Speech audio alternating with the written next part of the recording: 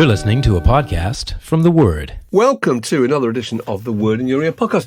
And that is just with Alex back in England and me. Dave Hepworth is I think we're probably on a French beach as we speak, about to address a mountain of assiette de fruits de mer and another mid-afternoon rosé. But it's us, and I'm back from my holidays. And I want to tell you, Alex, what I learned on my holiday. Can I tell you something I learned on my holiday? Please do. Which is a kind of strange, circuitous thing involving rock and roll. In that, and I have to start by telling you that the first gig I ever took my eldest son to was in 1995 in Brixton Academy. He must have been about, 11 or 12. And we went to see a band that he absolutely adored at the time called the United States. No, it was the Presidents of the United States of America. You remember the Presidents? I remember those guys. Lump, Peaches. Lump, that's right. She's Lump, that's right. She's Lump, she's Lump, she's in my head. She's Lump, she might be dead. That's the one. And he absolutely loved the Presidents. And they were a kind of grunge punk trio from, I think, Seattle. And didn't they play really weird guitars? Like the guitarist played guitar with 3 strings and the bass player played That's bass it. with 2 strings, was the most primitive setup. The tiniest little drum kit. 2-string bass, 3-string guitar. It could not have been more minimal. And they were fantastic. And they had baggy grunge shorts and they were these skinny creatures kind of leaping about. And it was really interesting because it was the first gig I'd seen from the angle of a father. I'm not from the generation where your father took you to gigs. The idea that my father would have taken me to see The Herd, at the Aldershot Empire, is not only unimaginable, it's also it's something I would never have wanted. I mean, the idea that your father would take you to a gig. But now, obviously, this is the 1990s, absolutely fine. We'd grown up with the kind of music, that rock music generation. And there they were. So I kind of knew about the Presidents and was interested in them. But it was just interesting seeing it from the point of view of a father, because instead of looking at a mosh pit and thinking, that's an exciting sight, you think there's an 11-year-old boy in there with a pair of National Health specs who's about to be engulfed, but all you can see is flailing limbs. Elbows everywhere. There's a moment where I can remember seeing Doc Martens flying through the air and thinking that people have been separated from their shoes. That's pretty lively. And then you kind of take a different attitude and think, God, I hope he's going to be all right. And he and his mate we'd agreed to meet by the fluorescent sign at the back of the hall at the end of the thing. I was very pleased to see him. But it was amazing. But anyway, I hadn't thought about this group for whatever it is, 30 years. And so we're on holiday and he's playing music for our granddaughter by a character called Caspar Babypants. And Caspar Babypants is a Seattle-based, you can see where this is going, Seattle-based kind of vendor of modern nursery rhymes. Unshakably catchy, fantastic little songs. They're really funny and really clever. And he sounds like, on most of them, it's them, again, very minimal backing. It sounds like a 3-string guitar or maybe a ukulele or something like that, Or perhaps and this is bass. The same guy. So there he is, the leader, Chris Ballew, now 61 years old, of the Presidents of the United States of America, now makes an obviously very, very good living. It kind of makes sense, though, in a way, because the Presidents of the USA they weren't an albums band, they were a singles band, and they had such a great run of absolutely brilliant singles. And singles are all about how catchy they are, right? Yeah. And it's exactly the same with kids songs. Kids songs have to be resolutely catchy. That's the one requisite, isn't it? If you can't write a catchy tune, you can't write a children's song. Oh, and these are catchy to the extent that you cannot get them out of your head. You wake in the middle of the night and these songs are running. I mean, they're absolutely brilliant, actually. And this guy's made, he went into film soundtracks. He was a busker originally, actually, which doesn't surprise me. And he went to film soundtracks and then started making this music, I think maybe about 25 years ago, something like that. And I was just looking at him this morning, and he's looking him up, and he's done 2 albums of Beatles covers. And I had to listen to some of those, and they're absolutely brilliant because they're Beatles songs, but just done by him with his little thin, very clear, slightly nasal West Coast accent, and his ukulele or very simple keyboard arrangements. And he's done all the obvious stuff: Obla D, Yellow Submarine, Octopus's Garden, all together now. You can imagine. Birthday, okay. All You Need Is Love. But I want you to try and guess some of the more obscure Beatles songs that he's done, reimagined as a kind of almost like nursery rhymes for children, because they're really amazing, and it's an incredible tribute to how musical and how kind of lyrical and the magic of the words and the fabulous melodies that the Beatles produced. So, can you think of any? Well, am I going too far left if I suggest Glass Onion? I probably am, aren't I? Glass Onion? Well, you see, he could probably do it. No, there's no Glass Onion. He's probably done I'm the Walrus. I don't think he's done I'm the Walrus. Oh, really? Okay. But I'll give you a few. For You, Blue. Oh, really? Being for the Benefit of Mr. Kite. Of course. Fixing a Hole, perhaps? Probably Fixing, I don't know. Lucy in the Sky. I'm Only Sleeping, which is a brilliant song. Lovely, lovely kind of beautiful tune to it. Really lyrical. Mother Nature's Son, Strawberry Fields, Rain, Good Day, Sunshine, Dear Prudence, The Word. It's amazing. It all kind of makes sense. And I suppose there's a thread in there, isn't there, really? Because there was almost like a childlike innocence to the way the Beatles wrote and the simplicity of their kind of sentiment. You know, it is. It's going back to that kind of Lewis Carroll fantasy John Lennon world, isn't it? Well, it's either that or just kind of be great to each other, you know. And It all rings true in the world of children's songs as well, I think, because every children's song, every children's banger that I can think of is one of those two things, you know. So it does create a lovely little circle, a lovely little symmetry. Can you remember acts? We used to make tapes when the kids were young and to play in the car. And they were kind of lots of Bonzo Dog Doodah Band, intro and the outro, Ali Baba's Camel, Jazz, Delicious Hot, Disgusting Cold. And also weird things like, I remember we used to put in Talking Heads' Road to Nowhere, because it prompted this wonderful conversation about whether it was possible to have a road to nowhere. Yeah. Surely every road must lead to somewhere. That's brilliant. That's a question only a child can ask, isn't it? Only a child, exactly. Yeah. And Max Bygraves. The big hit was Bernard Cribbins, Right Said Fred, and Hole in the Ground. Was Arthur Brown's Fire in there? Because I was obsessed with that as a 5-year-old. It just sounded so exciting. With which one? Arthur Brown's Fire. Oh, yeah. There's just that's good. Something about that just sounded so exciting and a little bit dangerous as well, actually. Very dangerous. To this day, I hear it and I get goosebumps on my arm. You know, that sort of feeling has never left me. It just sounds like it's coming from another dimension, completely.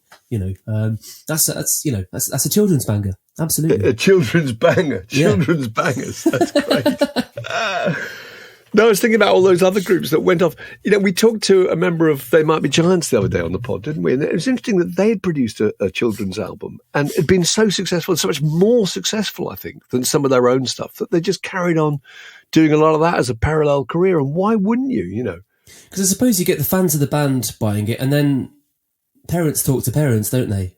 And they say, oh, I've got this great record for little Johnny or whatever. And they go, oh, okay, you know, it's distracting him, putting to sleep or whatever. And so they buy it. And so I guess it's a really easy way of expanding their fan base in its own way. Didn't Feist do something as well?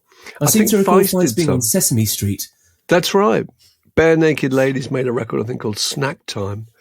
And the one I remember was Jerry Garcia of The Dead, with a guy called David Grisman, who he made some records with, one for Not For Kids Only, which was really brilliant. It had versions of Jenny Jenkins and Freight Train, Three Men Went Hunting, Teddy Bear's Picnic. So you get Jerry Garcia of the Grateful Dead playing Teddy Bear's Picnic. What's wrong with that?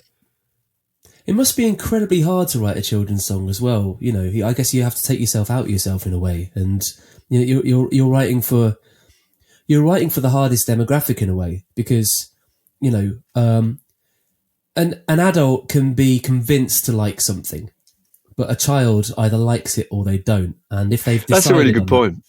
Yeah, because an adult might know that it's fashionable, or you know that this is a critically approved act or whatever. So you're biased, aren't you? But you have to appeal on a psychological level to this little person's better nature instantly. And I just wonder what the process is for coming up with something that works in that sense, because I guess you've got to think of it in so much more minute detail, you know, in terms of, I suppose, the meter of it and the melody. And, you know, I wonder if they A/B test kind of demo versions of these songs on their friends' children to see kind of. Oh, that's good. Like little tiny, tiny focus groups. Dance music focus group. That's right. You play it and see if anybody dances. Absolutely. But they are brilliantly. They're almost storyboarded. They're actually like dance records. Chris Ballew's stuff is kind of, you have little pauses and slow bits and fast bits, and all the kids in the kitchen could just leap up and down at certain points, stop leaping up and down at other points, and it's genius. So you're going to play a ska gig tonight, aren't you? I am. I've been roped into a ska band through a friend of mine for a last minute dep, and like an idiot, I always say yes. So this week, among other things, I've been learning 27 Bad Manners, The Beat, Specials, Madness, absolute grade 1 bangers, and it's been brilliant. It's been nice to get away from the 60s for a little bit and go a little bit forward in time to something of a little bit of a different sensibility, because the Beatles. All right, that's interesting. So when you say ska, it's all Bad Manners and Madness and Specials. It's not Jimmy Cliff and Prince Buster. Well, there is Jimmy Cliff. We do Harder They Come, but that's a tune. It's the Madness version, I believe. So yeah, I learnt the original, but then they sent me a video which is in a completely different key, so which is fine. But yeah, that's a great song. We do Night Boat to Cairo. Night Boat to Cairo. We do Tom That's Hart. a tune. Oh, it's brilliant. That's the last song of the set, actually. That's one of the best ska dance records ever, I think. And I think 007 by Desmond Dekker is another great one. And the original, actually, no, not the original. The Dandy Livingstone Message to You, Rudy, I think is not as good in some weird ways as the Specials version, which is fantastic. Oh, well, that's interesting, because until I was right now years old when I found out that the Message to You, Rudy wasn't Specials original. So there we go. Oh, didn't you know? Until about 2 minutes ago, I didn't know. Yeah, I thought it was a special song because that's the only version I've ever heard, and well, there's no reason why you would really. Exactly. But Monkey Man by the Specials too, possibly better than the original. I don't know. That's not an original either. No. God, this is blowing my mind. Crikey, I'm going to have a lie down after this. No. Everything I thought I once knew isn't true anymore. But it's interesting because there's a few things struck me about the world of ska. I mean, I used to really like modern sort of pop punk ska when I was a teenager, which is a bit of a different thing. And I've always, that sort of took me back to the Specials and Madness, but only the ones that are really sort of well known. I've never really gone deeply into it, but it's interesting when you're kind of reverse engineering it to find out how much of it is based around the blues. A lot of those chord sequences are they're the sort of 1-3-5 standard 12-bar blues things, but just mashed up a little bit. A lot of those songs are just essentially blues songs with a different beat, which makes that's where it would have come from. Makes it really easy to learn. But Madness are a cut above. But then you're playing on a different on-beat, aren't you? Aren't you emphasising the second and the fourth? Is that right? Yeah, you're on a 2 and a 4. This is too technical. Not for us. Yeah, you're on a 2 and a 4. So you just kind of upstrokes all the way through. It's really easy and it's really fun. You can just. It's a bit like playing for a Stones tribute in a way, in the sense that you could kind of learn the first chord and you sort of know where the rest is going.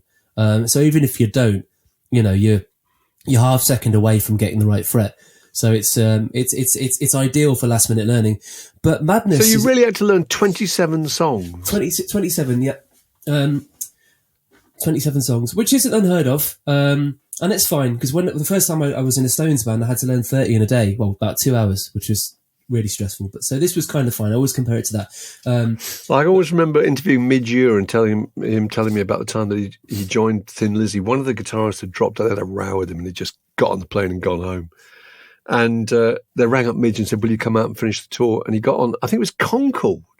So then he only had, what would that be, 2 hours, 45 minutes to cross the Atlantic. Oh, and he had a cassette machine and he just listened to the Thin Lizzy for 2 3/4 hours and tried to work out all the chord sequences and what he would play as a solo because he was the lead guitarist. Pretty amazing.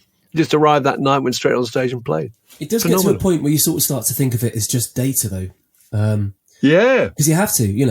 You reach a point where you have to digest these things so quickly it becomes almost a binary concept, and you're thinking of in noughts and ones, and not how in romantic. Parts. I know, but that's what it becomes eventually. Don't let light in on the magic. But what I didn't realise until this week either was that the Specials had guitar solos. You could be a ska band and have guitar solos. That to me, yes, they did. Yeah, and they're really good ones as well. That was the most difficult bit. But Madness were a completely different beast. I mean, their writing is so clever. I mean, the way they employ key changes really frequently. It's a repeated theme in a lot of the stuff that I've learned. And that's Mike Barson, isn't it? The keyboard player. Yeah. Wasn't he the great genius in Madness? I think so. Incredibly good musician. Phenomenal. A lot of that stuff sold musical chord changes. It must be, because a lot of their chord sequences don't really make sense, like to a sort of Luddite like me. Yeah. And they're certainly not related to 95% of the rest of the stuff that I was looking at. You know, it makes absolutely no sense in the context of pop music, but they do sound like musical theatre kind of turns. I never really appreciated how sophisticated Madness were. There are moments when you look at kind of pop music and you think, I wish I'd been born at a certain time. You know, I was born 5 years too late to have seen the Stones and the Beatles in the early days, and I was born 5 years too early to have seen, punk rock in the early days. I was bang in the middle. So my thing when I was kind of 15, 16 was Wishbone Ash and Quintessence. So that's bad timing, But I always thought, what a fantastic time to have been 15 or 16 when Madness and the Specials and Selector were happening. Oh, absolutely. Do you remember Andrew Harrison at Word, features ed, fantastic guy, and that was his era, and he was absolutely wedded to them. His entire two-tone had been the big thing in his teenage life. You think, wow, that must have been so much fun. Well, I suppose it was what they call in musical theatre a triple threat, because what you got is some really, really exciting music for a start. You've got a new sense of fashion, because part of the whole kind of ska revival thing was about how people dress, wasn't it? The suits and the pork pie hats and all that kind of stuff. But also, on top of that, they actually had something to say. It was social commentary, wasn't it? And so if you're a teenager, you're looking for the big thing to think about, aren't you? Yeah. And that was all about the big thing. Either sort of, combating racism or Ghost Town and stuff like that. Or exactly the mundanity of modern life, or they actually had a message. It wasn't just banal pop. It was important and it had a purpose, but it was dressed up as something really exciting as well. I love that idea of the triple threat. That's brilliant. Fantastic. But it's amazing to think there was a number one record that started off with the line, I think, this town is getting like a ghost town. All the clubs are being closed down. What an amazing opening that is. And another thing about Ghost Town is the chorus doesn't have any words, does it? No, it doesn't. Can you think it has that slightly manic, spooky, that's right, kind of wordless chorus. That's right. Is there another song? Is there another pop hit that has a chorus with no words? I wonder. I don't know. Off the top of my head, I couldn't give you one. I think it's completely unique. I think it is unique.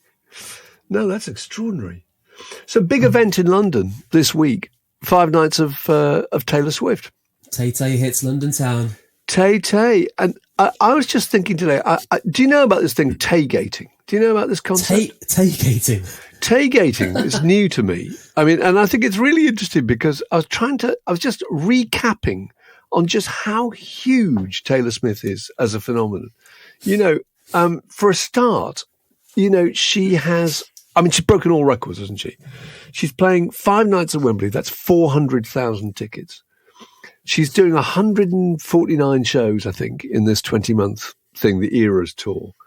And I think Forbes magazine said the profits had already been $1 billion after 60 dates. So you can assume that after 150, it would be somewhere near $3 billion. Throw in the merchandise, it's got to be somewhere near £3 billion. Crikey. Then she had this brilliant idea that she would make a concert film of the show for the people who just couldn't get tickets.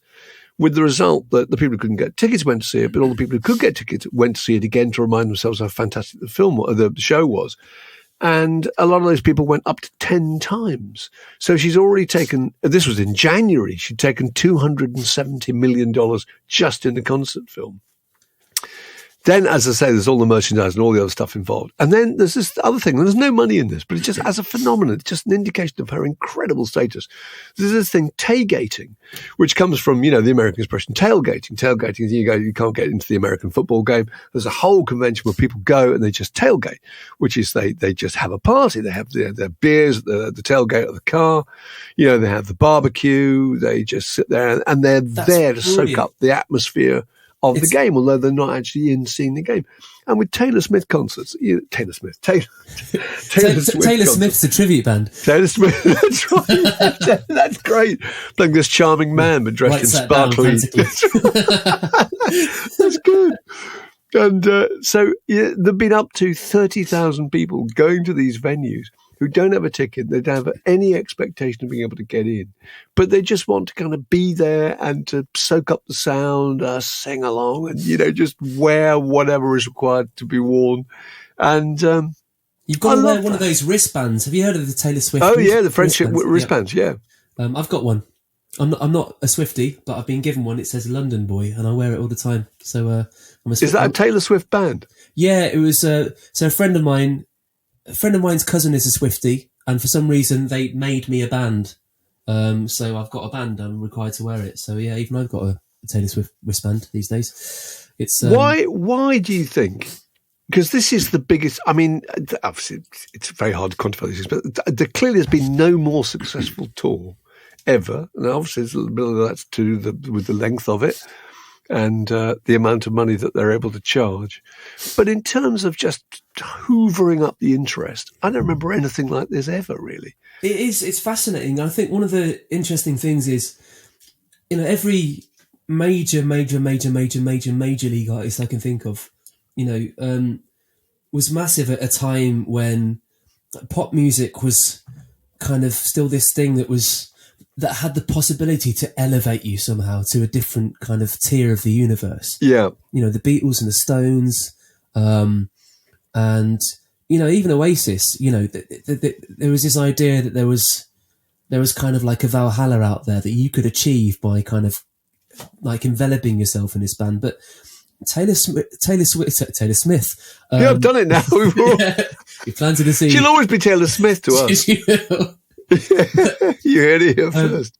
But she's not any of that. She's eminently relatable. Her whole thing is, I'm a normal person just like you. And, it's not, this whole thing isn't about kind of occasion or taking you to a higher place in the stratosphere.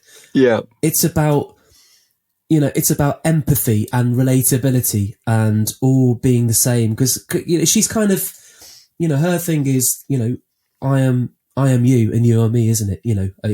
It's kind of a level playing field, and I just find that really, really interesting, because it suggests to me it's the same sort of thing with Ed Sheeran, that the whole modus operandi of pop has completely changed, and it's not about escapism anymore. It's about normality and sharing normality with someone. And I just don't think any of us could have predicted that would have been the paradigm, in 2024. That's a good point. I agree with that completely. I mean, I don't know, because, I've got no kind of connection with it, but, the daughters of mates of mine who I've talked to, I get the impression that it's because she's so, normal. It's unthreatening. And it's within reach. The whole concept of Taylor Swift is completely within your world. If you look at Lady Gaga, I went to see Lady Gaga once, and the people coming off the escalator at the O2 to see Lady Gaga have made a massive effort to look really weird and really extreme. And there were people tottering in on 8-inch high platform shoes, and and that's really hard work. And it's, again, you're relating to something that's kind of otherworldly. Madonna's a really good example too. Actually, Madonna is cold and too old and strange and weird and slightly gothic, and whereas Taylor Swift is the kind of slightly girl next door, and to look like her, to dress like her, is doable, isn't it? It's fancy dress, really. Totally. It's just fancy dress. It's just sparkles and dresses, and it's just it's cheap to do, and I think also musically, There's nothing that's a challenge. It's a kind of it's country, it's pop, it's kind of indie folk, isn't it?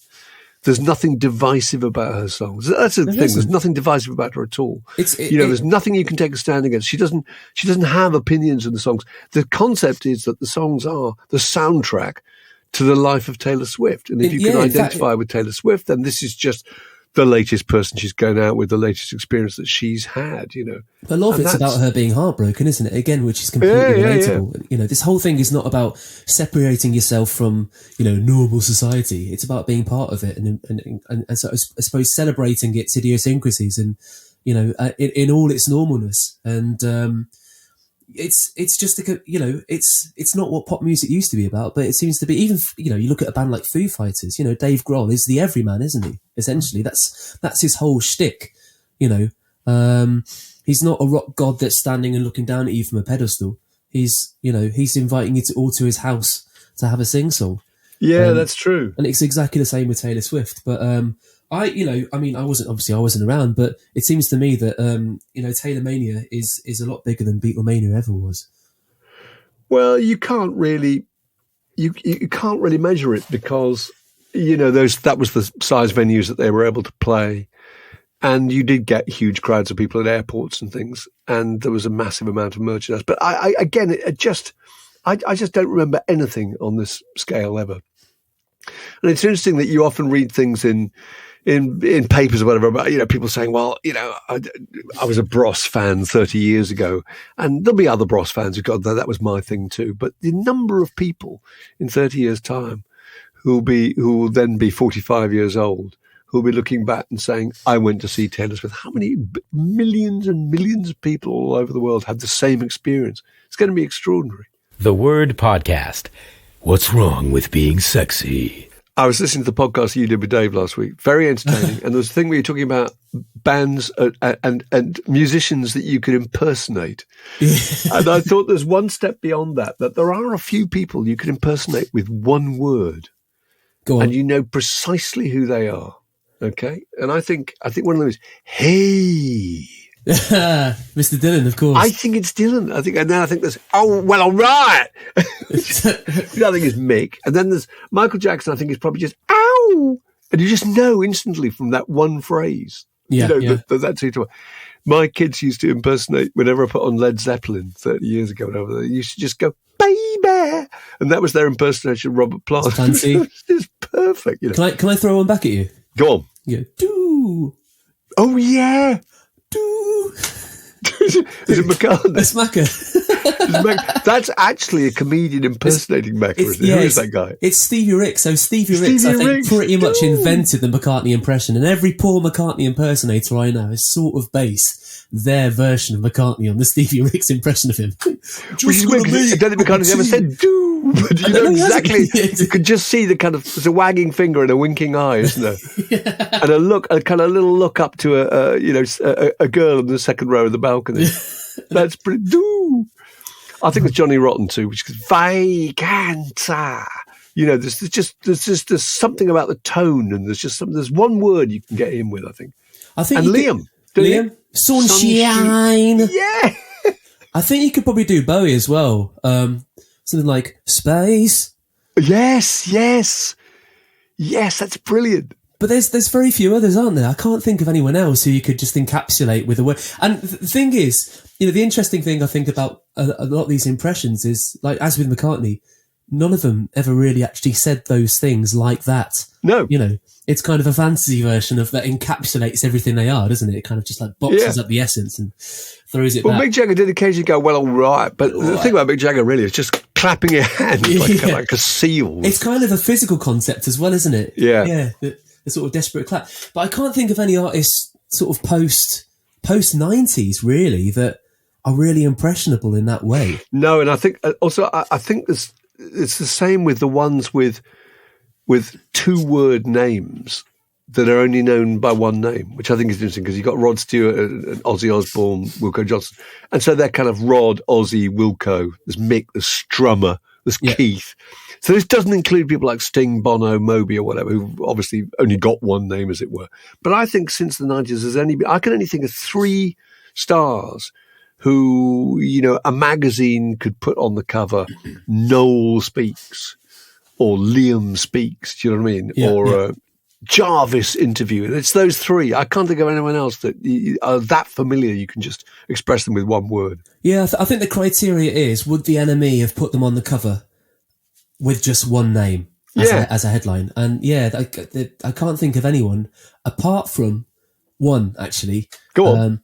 Which is Amy Winehouse. Right. I think she's the only one. And, you could put Amy anywhere and you'd know exactly who it was. Yeah, probably, actually. In an instant. But I did think of Pete and Carl from the Libertines, but I went back to check the NME covers from back in the day, and all of their covers were always accompanied by a surname, so clearly I was a bit mistaken in my over-familiarity with the concept. Carl almost, but you're not quite sure. There have been other Carls, haven't there? So... But yeah, Carl and Pete together, you would know what you're talking about. Yeah, they're a two-headed monster, aren't they? But separately, they're lesser than some of their parts. Yeah. But Amy Winehouse, for sure. Amy, that's true. That's absolutely true. The other thing you were talking about, and I was interested in you were talking about bands that could, you talk about the possible Oasis reunion, weren't you? And it struck me that there are, I think, very few of the big bands left with all the original lineup. That could still reform, because you can't include Creedence Clearwater Revival. Obviously, you can't sadly include the Smiths or the Runaways because they don't have all the original members left. And I think they're possibly ABBA, Talking Heads, Jam, the Jam, and REM. And ABBA obviously don't have to reform, and you wouldn't want them to. They got the avatars doing it for them. Yeah. Talking Heads, I mean, there's a possibility, but the thing about the Talking Heads early shows was that they had a kind of physical energy to them, the kind of choreography and the dance routines and that kind of fizz, which is such a part of it. So I think if you weren't able to replicate that, I'm not sure if it would work. Sure. The REM, I just don't think have the appetite for it. I don't think they don't need to. They've made a fortune. I'd quite like to see REM back together though, because REM were never about energy. They were all about the songs, and that's true. It's true. But whether Bill Berry would do it, I don't know. But and then there's the Jam, and I kind of think the Jam have left it too late, because the Jam songs, you think Paul Weller would have been... Oh, yeah, I mean... I can't work it out. What, 22, 23 when he wrote most of those songs? I don't know. And I think he was young. I can remember Robert Plant saying that when... He was 17 when In the City came out. Oh, right, 17, well, there you are. Sickeningly young, yeah. But I remember Robert Plant saying, at the O2 Led Zeppelin reunion for Armored Ertigan, which I think was in 2007 or whatever, and he said he had to get back into character to be able to sing the songs he wrote when he was 19 or 20, and Paul Weller would have to do that, and I don't think that would work. I think that fizz and that energy and that spirit and that vigor that they have would be incredibly hard to replicate now. They're a young man's concept, aren't they? That's the thing. All their song was about vim and vigor and just being young and disillusioned with the world, and Weller especially is such a different artist these days. We've all seen him mature and butterfly into something completely different. Yeah. And to regress, I mean, he does knock out some of those Jam songs, doesn't he? But in his own way now. And it sort of works because, all a song is a manifestation of energy, isn't it? And it changes and it grows just like the rest of us do. And, and those songs, the songs he picks have sort of grown with him. So we'll do Town Called Malice, and that's entertainment. And I think he'll bash out Eaton Rifles occasionally, but they've all become somehow more muscular and more considered, just as he has, more kind of robust. And to go back to playing, that frenetic punk rock, it just wouldn't feel right. There'd be a huge disconnect there. It wouldn't be convincing. But the thing you were saying that you didn't think Oasis should go back together again. The thing about Oasis is that Oasis stage act, if you can even call it that, was the most conservative and basic and non-committal thing I've ever seen in my life. I only ever saw them once. It was very, very early on. They played at the Astoria, I think it was. And just when the first album came out, I can remember being really impressed that they kind of didn't move. They were absolutely Stillism, Liam calls it. No, barely moved at all. Liam Gallagher just stood there with his hands behind his back, this parka, and then during the guitar solos, he would just sit on the drum riser and drink cans of lager. Swig a Stella. And swig a Stella. I thought, this is absolutely genius. So, there's none of that threat that the way they look, and also I have to say, I think they look fantastic. Noel and Liam both look really good. They're only about 55 or whatever, but they look a lot younger. They've aged well. So I can't see why it wouldn't work, And also the whole point of Oasis was that kind of community thing, wasn't it? It's a whole load of people who feel the same way, dressing identically with the same hats, wanting to get together and sing these kind of anthems. And I don't see why that wouldn't work. And another thing is they've got both the classic lineups, if you can call them that, to choose from. I mean, all the original lineup are still alive, and if relations were sufficiently okay, they could bring on all three of the originals, which would be amazing. I see what you're saying, but I'm still not entirely convinced, because I think that, part of Oasis's appeal, and part of the reason they lost a bit of appeal from 2000 onwards, was that there was an element of danger there. Yeah. And, part of the thing that made Liam Gallagher so magnetic as a frontman was that he was so unpredictable, and, he didn't seem to want to follow any kind of rules at all. And that was part of their whole thing, wasn't it? We're hooligans. We're not afraid of does he seem wildly different now? Well, he does. He's Cuddly Liam these days. He's Uncle Liam, and that's fine. And he's kind of doubled down on his Liamness, but also padded it out a bit with some pillows, which makes him a much more appealing concept, because he hasn't really changed. He's still essentially who Liam always was, but he doesn't punch photographers anymore, which is kind of nice. And that's kind of where you wanted him to be. You wanted him to be himself, but a bit happier. And I'm quite happy with where Liam is now. And everything he does with his band is exactly what you'd expect of Oasis. Oasis would play their versions of their songs, whereas Liam's band has clearly got a musical director, and his remit is clearly to play those early Oasis songs exactly how they sounded on the records, which Oasis would never do for a start. I mean, look at any of their live shows, and the songs always sounded that there were live versions of the songs and there were record versions of the songs. It's interesting, because we've hit a point now in time where the remit for a lot of live shows is to sound as much like the record as possible, which is why backing tracks and clicks are used so prevalently. And the aim and what people expect is to get from their life experiences to have something that's tantamount to the recorded version of the song they're listening to. And you can hold it up with a mirror and it will be exactly the same. Whereas, up until, quite recently, I suppose, I couldn't exactly pinpoint when, but, live shows always used to be about professing a different version of the song to the record, right? The live version, and you'd be hanging on that for that little bit of kind of difference. And Oasis wouldn't play things exactly like they were on the record, but they wouldn't, in a million years, in the unlikely event they did get back together, and they wouldn't go out and play things that didn't play versions of those songs that didn't sound like the originals, because people would be mortified. But I still think, rightly pissed off. Without that element of danger, it's not the same. It was the whole. It kind of tied the whole package. So Cuddly Liam cannot do Live Forever. Is that what you're saying? Or cigarettes and alcohol? He can do it on his own, but it's a bit of a different thing. It's harking back to a different time. But I don't think there's any point in Oasis getting back together really these days, because the world absolutely doesn't need that. It might need a bit of a hark back by Liam and Bonehead getting up and doing things with a different group in a different permutation. But I don't want to see Liam and Noel kind of hobble on stage at 60. My memories of them preserved in amber as 25, 30-year-old guys looking up to them because they're older than me, who are still anti-establishment, rebellious.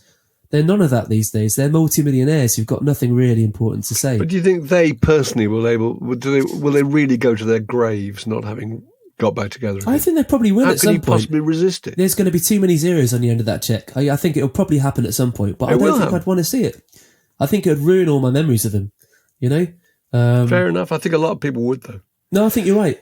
And it's interesting seeing those clips of the Pistols. We were talking about this yesterday. The Sex Pistols got together, a guy called Frank Carter, playing the part of Johnny Rotten, played 3 nights at the Bush Hall the other night, and we were both looking at those clips and thinking how good they were. Actually, they were really good. If you shut your eyes, it sounded just like. I mean, I thought the band themselves. I thought the 2 guitars, the drums, just wonderful. Just again, vigor and fizz, wasn't it? It was extraordinary. It was amazing, and Frank Carter was astonishing. And I think that I've got this theory that as bands grow older, the musicianship improves and the vocals decline, and you could kind of cross them over on a graph. Yeah. Good. And this is why, for example, most reunions don't work because the singer. I mean, the Who's a prime example. Yeah. So I've seen them a few times, and Pete Townsend has flowered into a fantastic guitarist, and he's got everything you kind of want him to be now, you know. But Roger Daltrey can't really cut it. He can't hit the high notes anymore. And that's no slight on him because they're hard songs to sing, and he always had a truly fantastic voice. But of course, he can't quite do it, and there's just something that's not quite satisfying enough about that, you know.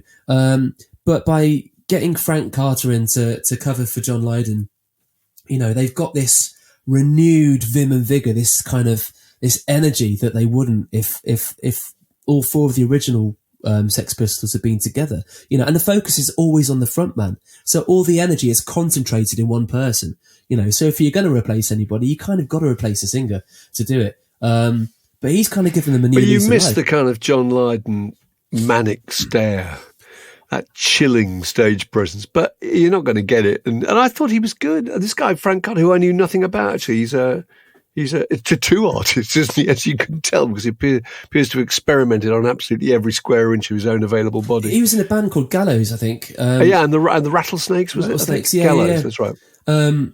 And they always had that sort of manic energy. But I think he's brought something new to the table. You know, I think he's encapsulated everything that Lydon was, and brought even more energy and intensity to it.